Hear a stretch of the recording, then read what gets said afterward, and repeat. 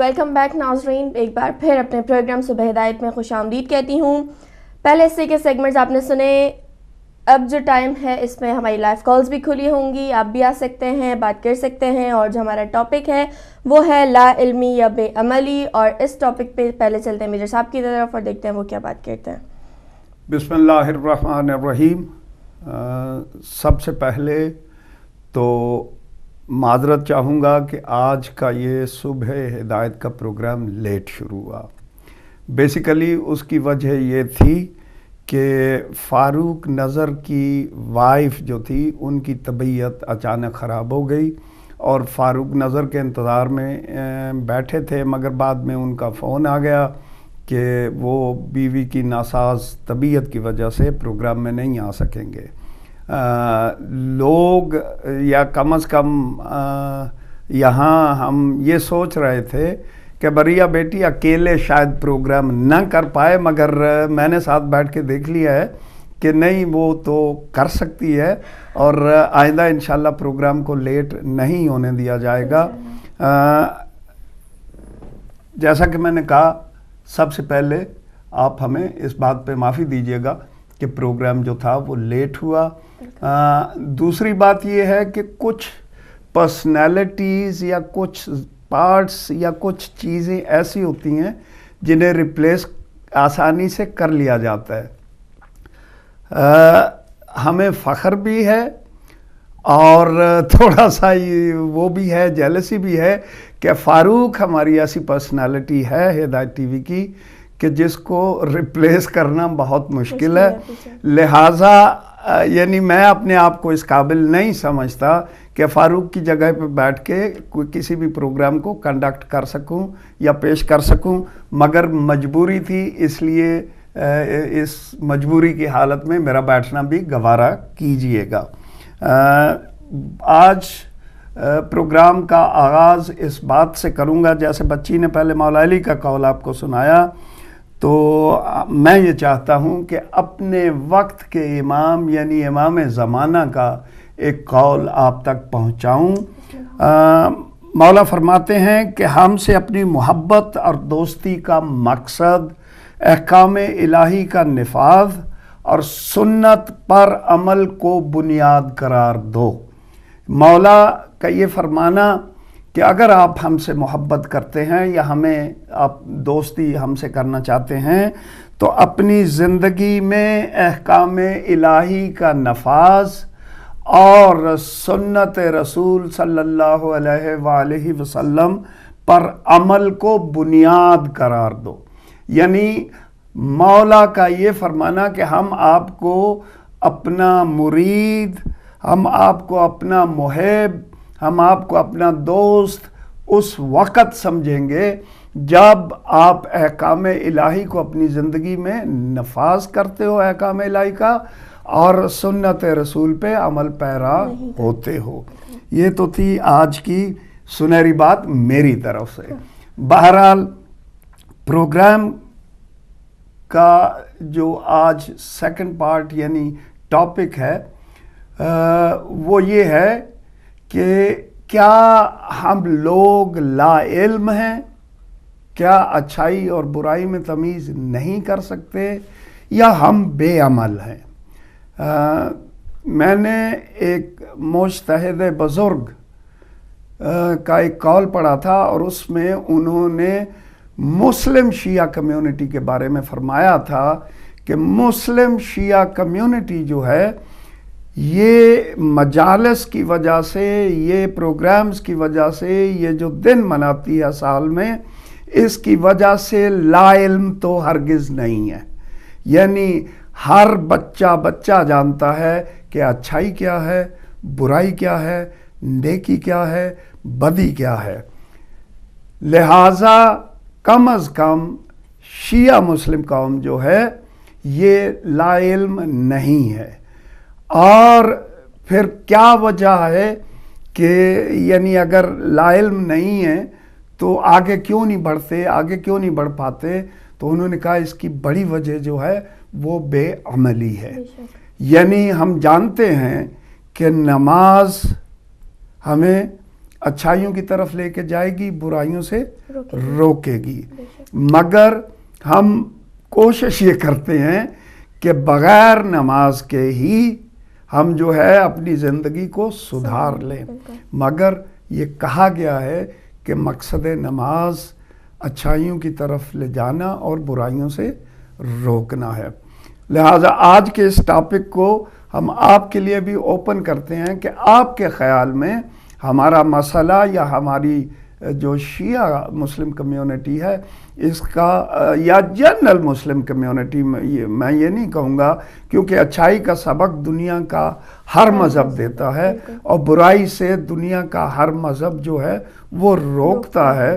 مگر اس کے باوجود اسپیشلی مسلم کمیونٹی، کیا مسلم کمیونٹی نے قرآن پاک میں نہیں پڑھا کہ ایک انسان کی جان لینا پوری انسانیت کو قتل کرنے یا جان لینے کے برابر ہے؟ اس کے باوجود ہم دیکھتے ہیں کہ لوگ جنت میں جانے کے لالچ میں بچوں کے، عورتوں کے، بزرگوں کے، جوانوں کے گلے کاٹ رہے ہیں، اور گلے کاٹتے وقت جو ہے وہ نعرے تکبیر بھی بلند کرتے ہیں، یعنی اپنی طرف سے وہ اچھا عمل کر رہے ہیں. تو کیا یہاں پہ تو یعنی لا علمی کہیں گے آپ یا بے عملی کہیں گے؟ یہاں پہ میں اگر بیٹی آپ کچھ کہنا چاہتی ہو تو آپ کو اجازت دوں گا کہ ابھی آپ کچھ کہیے. بالکل، دیکھیں شاید ہمارے اندر اتنی وہ چیز نہیں ہے کہ ہم علم تو ضرور حاصل کرتے ہیں لیکن عمل نہیں کرتے. علم ہمارے پاس اتنا ہے کہ ہم شاید کوشش بھی نہیں کرتے اس کو حاصل کرنے کی.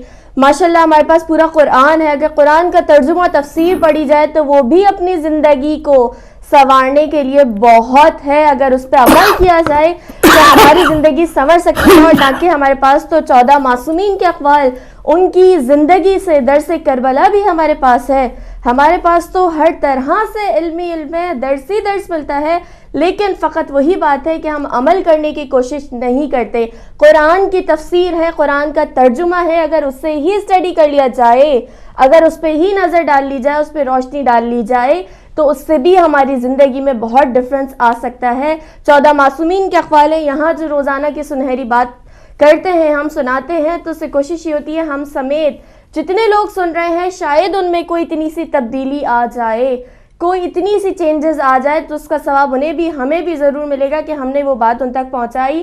تو فقط یہی بات ہے کہ سنتے تو بہت کچھ ہیں ہم، لیکن عمل پیرا کرنے کی کوشش نہیں کرتے، جس کی وجہ سے جو ہمارے اوپر جو عذاب ہے اس وقت وہ شاید اسی وجہ سے ہے کہ جیسے بیجر صاحب نے پہلے کہا کہ نماز ہے، پتہ ہے نماز پڑھنا ہے، نماز کا وقت ہے، لیکن وہی باتیں کہتے ہیں ارے یار چھوڑو، یہ کام میں لگ گئے، وہ کام میں لگ گئے. اس چیز کو امپورٹنس نہیں دی جاتی. نہ نماز نہ قرآن تو خیر شاید رمضان کے علاوہ پورا سال نہیں کھلتے، یا اللہ معاف کرے توبہ نعوذ باللہ، یا کسی کا کوئی ایسی پرابلم نہیں آ جاتی جب تک کوئی مر جائے یا کسی کا ڈیتھ ہو جائے تو اس وقت جو ہے وہ قرآن کھولا جاتا ہے یا اسی وقت زیادہ دعائیں پڑھی جاتی ہیں. پھر بھی قرآن تو پڑھ لیتے ہیں، لیکن کبھی کوئی قرآن کی تفسیر میں گیا ہے؟ کبھی کسی نے قرآن کا ترجمہ اسٹڈی کرنے کی کوشش کی کہ آیا قرآن کہہ کیا رہا ہے ہم سے؟ نہیں. یہیں پہ میں یہی بات کہوں گا کہ دیکھیں جیسے کہ آپ نے کہا کہ لا علمی یا بے عملی، لا علمی یا بے عملی، جب کالر ہوا تو آپ مجھے جی میجر صاحب ایک کال ہے تو ہم پہلے کالر کو شامل کرتے ہیں. السلام علیکم. جی وعلیکم السلام. میں عبد القیوم بول رہا ہوں. آپ کو اور میجر صاحب آج بیٹھے ہیں، بڑے ادب سے ان کو میں سلام کہتا ہوں. جیسے انہوں نے فرمایا کہ ہمیں علم تو ہے لیکن ہم شاید یہ کام کرنا نہیں چاہتے، شاید ہمیں شیطان جو ہے وہ ہمارے اوپر حاوی ہو جاتا ہے اور پھر ہم جو صحیح کام ہے جو کرنا چاہیے وہ نہیں کر رہے. اور میں یہ بات میرے صاحب کی دہراؤں گا کہ جیسے انہوں نے فرمایا کہ انسان آج حیوانوں کو بھی انسان یعنی مار نہیں سکتا، چیوٹی بھی پاؤں میں آ جائے تو آدمی ڈرتا ہے، تو آج انسانوں کا خون بہایا جا رہا ہے اور وہ بھی لا الہ الا اللہ پڑھ کے گلے پہ چھری پھیر رہے ہیں. تو یہ ہم لوگوں نے آپ کے چینل کے تھرو ہم لوگوں نے بڑی آوازیں اٹھائی اور آج اللہ کا شکر ہے میں کہوں گا کہ ہماری فوج جاگ پڑی ہے اور ان کو پتا تھا کہ جب تک ان کو ہم کرش نہیں کریں گے یہ پاکستان آگے نہیں جائے گا. حالانکہ آپ کے سیاستدان ملک کے اندر اس کی سپورٹ نہیں کر رہے کیونکہ وہ خود انوالو ہیں ایسے کاموں میں. تو انشاءاللہ ہمیں امید ہے کہ یہ وہ ایوان جنہوں نے ہمارے 60,000 بچوں بوڑھوں جوان مسجدوں کے اندر شہید کیے, اتنا بڑا ظلم ہوتا رہا اس ملک کے اندر کئی سالوں سے, کسی نے آواز نہیں اٹھائی. فوج ابھی جاگ پڑی ہے, وہ انشاءاللہ ان کا کلا کما کریں گے اور ہماری آواز اسی طرح جاتی رہے گی ان تک کہ یہ صحیح راستہ یہی ہے کہ ان لوگوں کو ختم کر دیا جائے, ورنہ آنے والی ہماری نسلیں کبھی بھی پنپنے نہیں پائیں گی, یہ ہمیں جینا نہیں دیں گے. تو یہ مسلمان نہیں ہے. مسلمان تو میں آپ کو بتاؤں کہ پاؤں میں چونٹی بھی آ جائے تو ڈر لگتا ہے کہ کہیں اس کا بھی حساب کتاب ہمارے اوپر نہ آ جائے. تو فاروق بھائی کی بات ہے تو یہ سچی بات ہے, وہ بہت عرصے سے چونکہ ٹیلی ویژن کے اوپر آ رہے ہیں اور لوگ ان سے مانوس بھی ہو گئے ہیں اور وہ بڑے کانفیڈنٹ ہو کے چلاتے رہتے ہیں پروگرام, اور آپ بھی ساتھ آئی ہیں, آپ ہماری بہن ہیں, تو آپ نے بھی بڑا کانفیڈنٹ ہو کے میں نے دیکھا کہ آپ نے اس کو چلایا, تو یہ بڑی اچھی بات ہے. علم ہونا چاہیے اور علم سے ہم لوگ کسی سے کمزور نہیں ہیں. تو اللہ تعالیٰ آپ کو اور زیادہ مدد کرے, توفیق دے اور آپ کا پروگرام چلتا رہے. لیکن ایک بات میں میرے صاحب کے سامنے آج بولوں گا کہ جہاں یہ ٹیرورسٹ ہمارے دشمن ہیں انسانیت کے, وہاں ہمارے سیاستدان بھی دشمن ہیں پاکستان کے. اگر ٹیرورسٹ انسانیت کا خون کر رہے ہیں تو یہ پاکستان کو لوٹ رہے ہیں. یہ دو ٹیرورسٹ پاکستان کے اندر موجود ہیں. ایک ٹیررزم تو فوج بھگتنے والی ہے, ان کو بھگت, لیکن ان کے ساتھ جو باقی بیٹھے ہوئے ہیں وہ بھی اتنے دشمن ہیں جتنے یہ ہمارے ٹیرورسٹ ہیں. ان کے ساتھ کون نپٹے گا, یہ ہمیں ابھی اس کے اوپر فکر ہے. بے شک.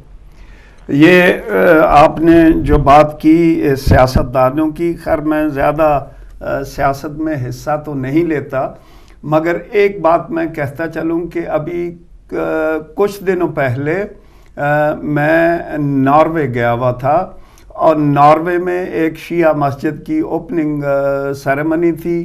وہاں پہ میں نے دیکھا کہ کچھ سنی عالم حضرات جو تھے وہ اس اوپننگ سیریمنی میں آئے ہوئے تھے اور انہوں نے مجھے دعوت دی ایک سنی مسجد ہے مرکز اسلامی, وہاں پہ وزٹ کرنے کی.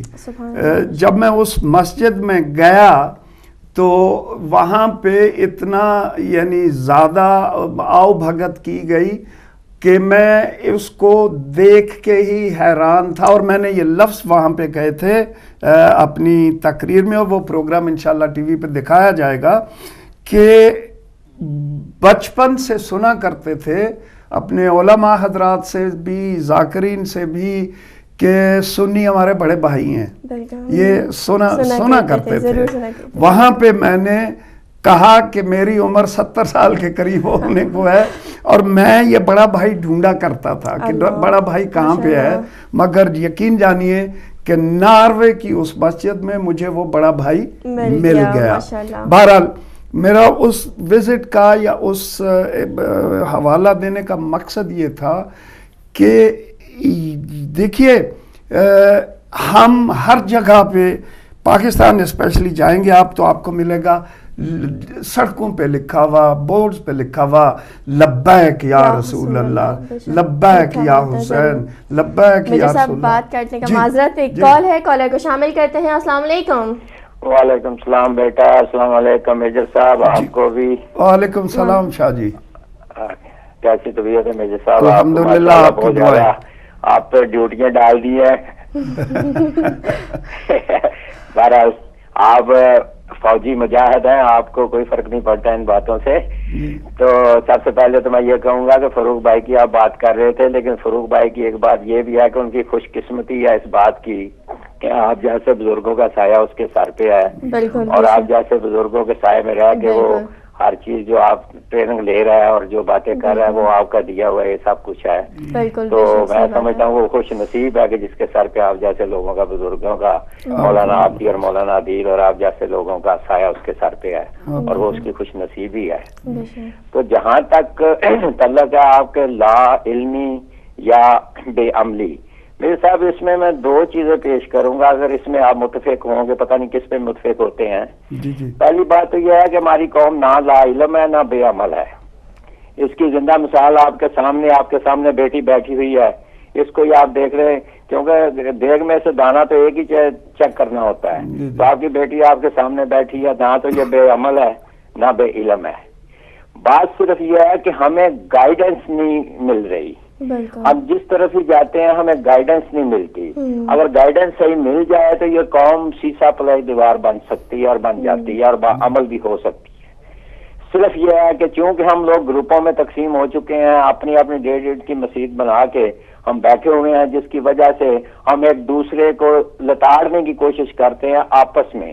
اگر یہ سارے ایک نیچ پہ ایک سٹیج پہ اکٹھے ہو جائیں تو آپ کو پتہ چل جائے گا کہ ہماری قوم نہ بے علم ہے نہ بے عمل ہے.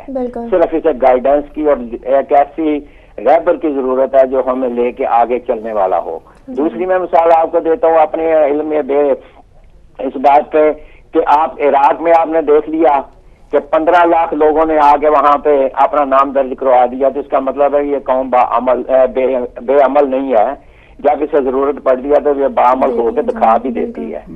اور جہاں تک تعلق یہ ہے کہ لا علمی کا، تو میں صرف پھر وہی بات کہوں گا کہ میجر صاحب آپ غور کریں اس بات پہ کہ جن لوگوں کے ہاتھوں میں وسائل ہیں، جن لوگوں کے ہاتھوں میں میڈیا ہے، پیسہ ہے، تیل کی دولت ہے، ان لوگوں نے اپنے وسائل استعمال کر کے نوجوان نسل کو ایک اپنی طرف کھینچنے کی کوشش کی ہے، جس کی وجہ سے وہ دہشت گرد بھی پیدا کر رہے ہیں، ان کی برین واشنگ بھی کر رہے ہیں. اور وہ وسائل ہمارے لوگ جو ہیں سیدھے راستے پہ چلانے کے لیے اتنے استعمال نہیں کر رہے، اور نہ ہی وہ کوشش اتنی زیادہ دلچسپی سے کر رہے ہیں جس سے ہماری قوم جو ہے وہ سیدھے راستے پہ آئے، نہ کہ ان دہشت گردوں کے راستے چلی جائے. کیونکہ مجبوریاں ہیں کہ غریبی بھی ہے، بے روزگاری بھی ہے، جس کی وجہ سے وہ لوگ جو ہے مجبور ہو کے بے روزگاری کی وجہ سے ان لوگوں کے پیچھے چلے جاتے ہیں جو شکاری ہیں، شکار کا جال پھیلا کے بیٹھے ہوتے ہیں اور نوجوان نسل کو پھانگتے ہیں. تو میں یہ گزارش کروں گا کہ ہماری قوم نہ لا علم ہے نہ بے عمل ہے، صرف اسے گائیڈنس کی ضرورت ہے. اور گائیڈنس اس قسم کی چاہیے جو ہمیں اپنے قریب لے کے آئے اور اپنے قریب لا کے پھر ہمیں صحیح راستہ دکھائے، نہ کہ ان لوگوں کے لالچ میں پڑ کے وہ لوگ ادھر چلے جائیں. یہ مقابلہ ہوگا تو گائیڈنس کرنے والوں کا مقابلہ ہے، وہ کون کدھر لے کے جاتا ہے زیادہ اور کون کدھر کم لے کے جاتا ہے. اس میں مقابلہ رہبروں کا اور گائیڈنس والوں کا، قوم کا نہیں. قوم تو ہر وقت تیار ہوتی ہے اس بات پہ. تھینک یو جی، مہربانی، شکریہ. بہت مہربانی، بہت شکریہ. تو میں وہی بات کر رہا تھا کہ وہاں کا جو میں نے وہ ناروے کی سنی مسجد کا آپ کو ذکر کیا، اس کے ذکر کرنے کا مقصد یہ تھا کہ وہاں پہ انہوں نے مجھے مسجد کی ہسٹری کا لیفلیٹ دیا. اور اس لیفلیٹ میں انہوں نے ناروے کے بارے میں بھی ڈیٹیلز تھیں.